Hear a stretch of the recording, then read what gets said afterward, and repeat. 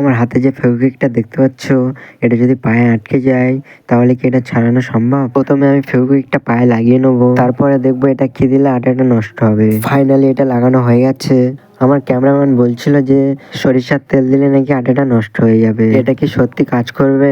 চলে ট্রাই করে দেখা যাক। তেলটা দেওয়ার পর একটু ঘষাঘষি করার পর বুঝতে পারলাম যে এটা দিয়ে কোনো কাজ হবে না।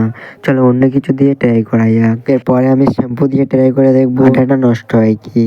তারপরে শ্যাম্পুটা দেওয়ার পর একটু ঘষাঘষি করার পর দেখলাম যে এটা মোটেই কাজ করছে না। আমাকে এখন অন্য কিছু ট্রাই করতে হবে। শ্যাম্পু দিয়ে এটা ছাড়ানো অসম্ভব। চলো অন্য কিছু দিয়ে দেখা যাক। আচ্ছা, এখানে যদি ঠান্ডা পানি দেওয়া হয় তাহলে কি এটা ছাড়বে? আর যদি ছাড়ে তাহলে তোমাদেরকে সাবস্ক্রাইব করতে হবে। প্রথমে বোতলের ছিপিটা খুলে পানিটা ঢেলার পর আটাটা নষ্ট হয়ে পাটা জুতো থেকে ছেড়ে গেছে, কিন্তু একটা ক্ষতি হয়ে গেছে।